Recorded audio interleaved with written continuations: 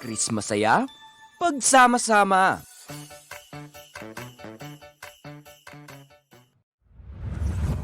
Tonight's headlines: countries with local Omicron transmission included in red list.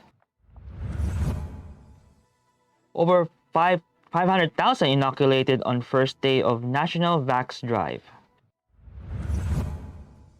COVID-19 in the country are 2,832,375. Marcos disqualification case raffled to Comelec First Division. Shear line affecting extreme Northern Luzon. And Philippine stock market declines further. Good evening. Today is Monday, November 29, 2021. I'm Miguel Paulo Tagoran and this is Tribune News on Cue. Here are the stories for this evening. Malacanang on Monday explained the government's process on the inclusion of certain countries in the Philippines' red list amid the threat of Omicron, the new COVID-19 variant. Acting presidential spokesperson Carlo Alexis Nograles made the statement following questions about the non-inclusion of Hong Kong in the red list despite the direction of the new variant in the said country. Travelers from countries under the red list or areas with high risk for COVID-19 transmission are barred from entering the Philippines. Meanwhile, travelers from countries and territories under the green list or areas with low risk for COVID-19 transmission are allowed to enter the Philippines and skip facility quarantine. All other countries, territories, and jurisdictions not indicated are under the yellow list. Travelers from these areas may be allowed to enter subject to applicable quarantine and testing protocols. The National Vaccination Operations Center or NVOC announced that Philippines has administered a total of 547,628 jabs so far on the first day of the 3-day national vaccination drive, far from their million target per day. NVOC Chairperson Mirna Kabutahe said only 903 out of the 1,600 local government units have submitted reports. Kabutahe said some LGUs were unable to accommodate walk-in patients, others experienced an overwhelming response, and some LGUs have difficulty submitting reports. She also urged children who were not accommodated to schedule an appointment. According to Kabutahe, LGUs may extend their hours and add more teams to address the challenges.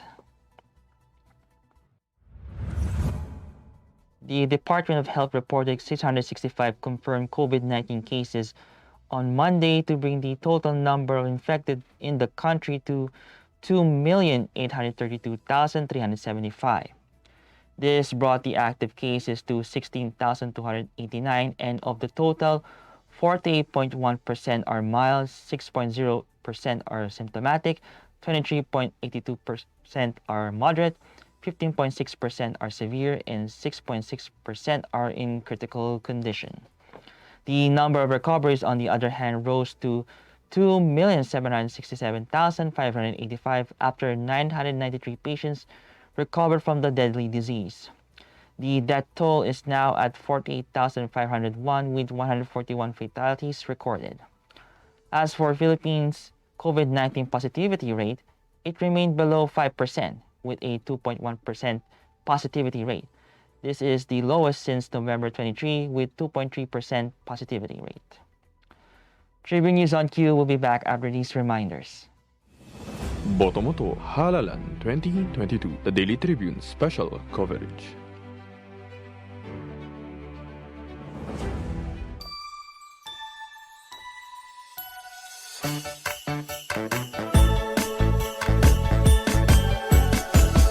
Chris masaya, pagsama-sama.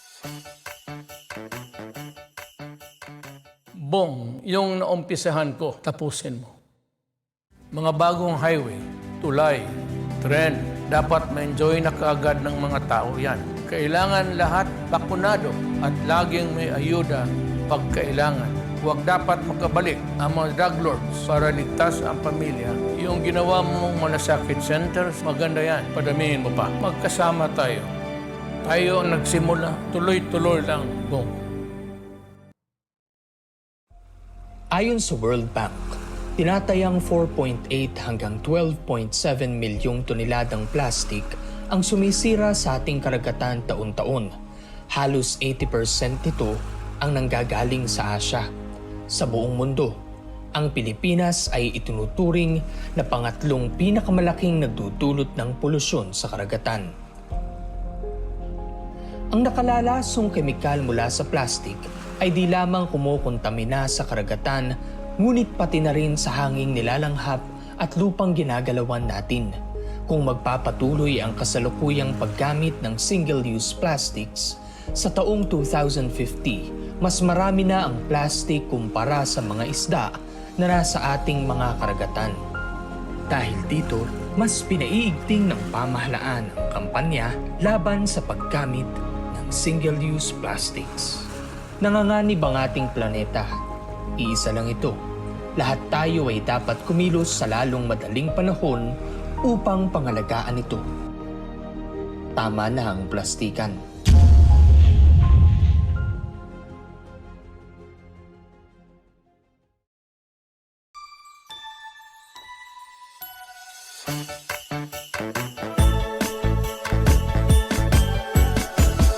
Chris Masaya, pagsama-sama. Boto mo to, Halalan 2022, the Daily Tribune special coverage. In other news, the case filed by martial law victims that seek to disqualify Ferdinand Bongbong Marcoses from the 2022 elections was raffled to the Commission on Elections, or Comelec's First Division. Last week, Bonifacio Ilagan, former lawmaker Sator Ocampo, and several other victims of the military rule implemented by Marcos's father and namesake, the late dictator Ferdinand Marcos, filed the petition before the Comelec. According to the petitioners, Bongbong Marcos should not be allowed to run for president because of his conviction for violating the Internal Revenue Code, which carries the penalty of perpetual disqualification from holding any public office. Apart from the disqualification case filed by the martial law victims, Marcos faces 3 more petitions challenging his candidacy for president. These were all raffled to the 2nd Division. State Weather Bureau Pag-asa announced that cloudy skies with scattered rain showers and thunderstorms will be experienced over the Batanes and Cagayan due to the shear line.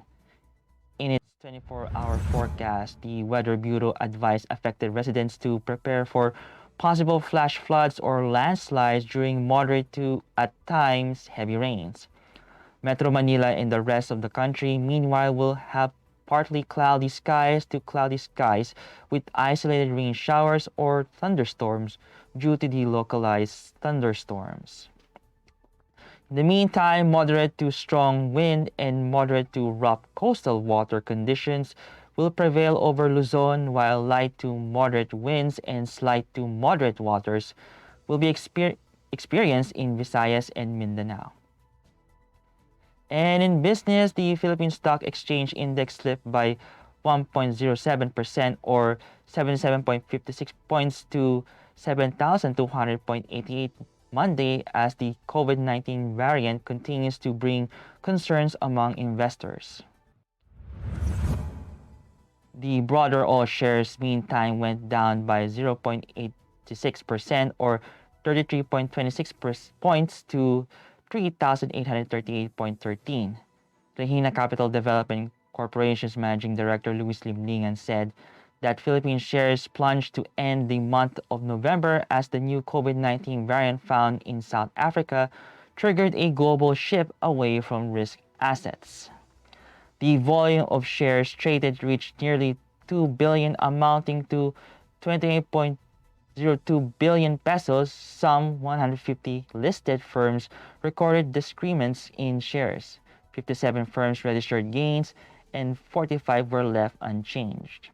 Concerns on the Omicron variant did not only grip the Southeast Asian markets like Singapore, Malaysia, and Thailand, which closed the day with declines, but also Dow Jones Industrial Average, S&P 500, and Nasdaq Composite. That wraps up the stories tonight. We would like to thank the SM Store, Araneta City, Mary Kay, Department of Tourism and Overseas Community Affairs Council member Alan Lin of the Republic of China for their continued support. And before we go, it's 26 days before Christmas.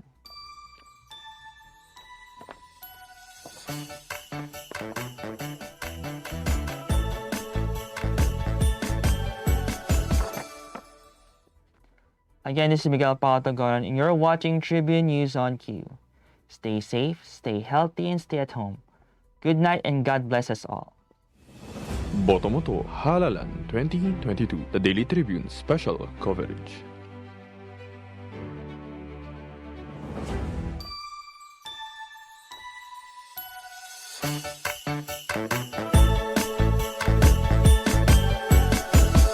Chris masaya, pagsama-sama.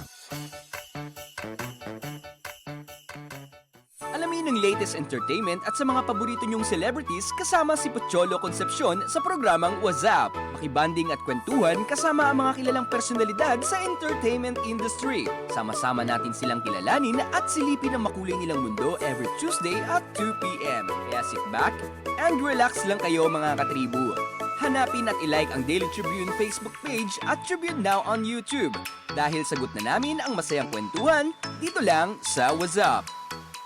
This public service advisory is brought to you by Daily Tribune and 100.3 RJFM. Oh, vaccination, isolation.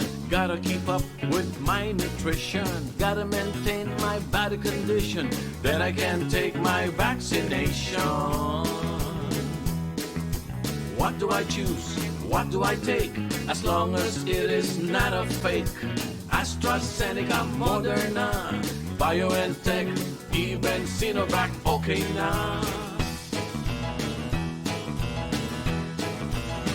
Babakuna ka ba? Babakuna ka ba? Babakuna ka ba? Babakuna ka ba? Babakuna ka ba? Babakuna ka ba? Vaccination for the nation, no more isolation.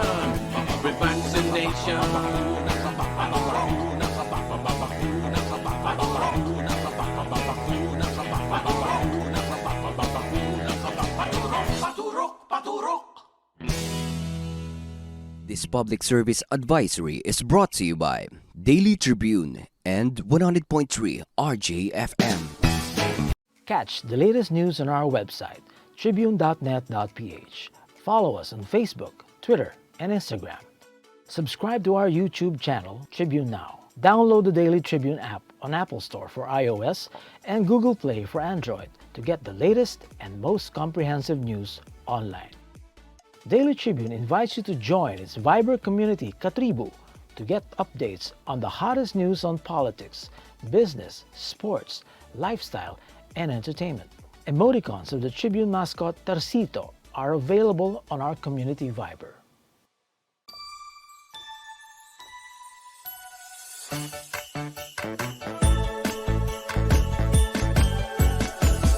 Chris masaya, pagsama-sama.